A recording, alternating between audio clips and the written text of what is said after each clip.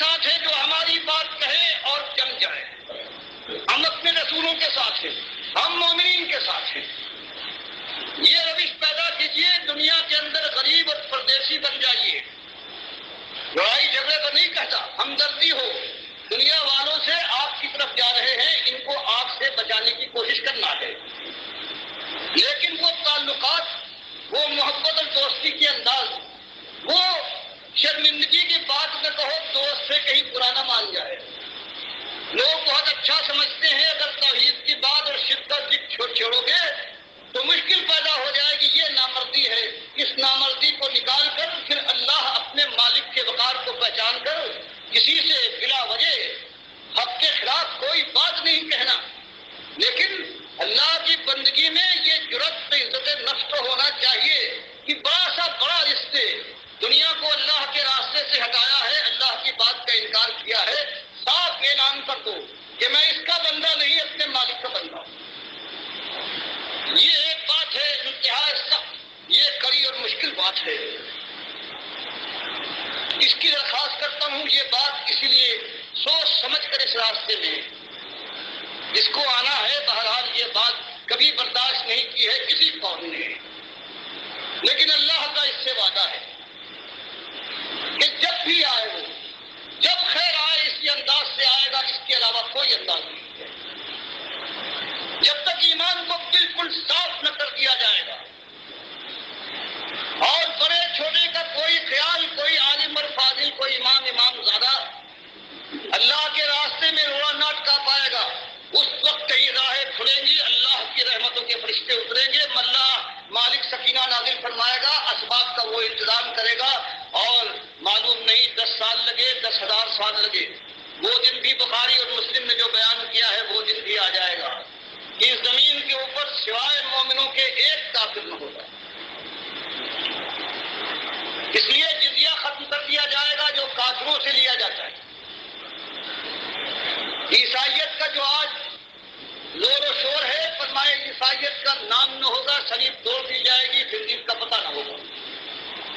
یہ بخاری مسلم دونوں نے اس حدیث کو بیان کیا ہے. مسلم میں ایک اضافہ ہے کہ 7 سال اس زمین پر اس زمانے میں ایسے گزریں گے کہ سب مومن ہوں گے, اور 2 مومنوں کے درمیان کوئی بغض, کوئی کینہ, کوئی لڑائی اور کوئی حسد نہ ہوگا. گویا جنت میں جو ہمیشہ مومنوں کو اس حالت میں رہنا ہے, 7 سال کے لیے یہ دھرتی کی آنکھیں بھی اس منظر کو دیکھ لیں گی. تو اس کے لیے کوشش جاری رہے اسی سن, اور اللہ 10 سال میں وہ دور لے آئے تو مالک کی قدرت سے کوئی چیز بعید نہیں ہے.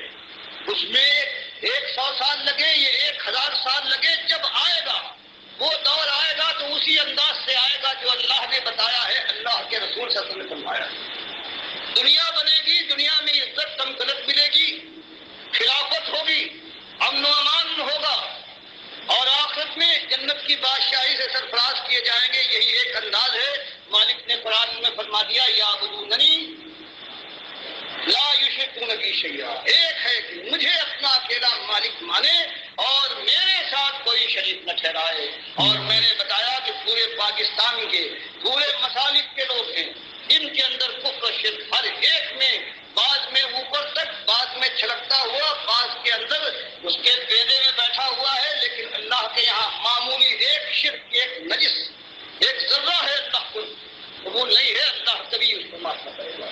اس لیے اللہ سے توفیق مانگیے, اور یہ کام ہو رہا.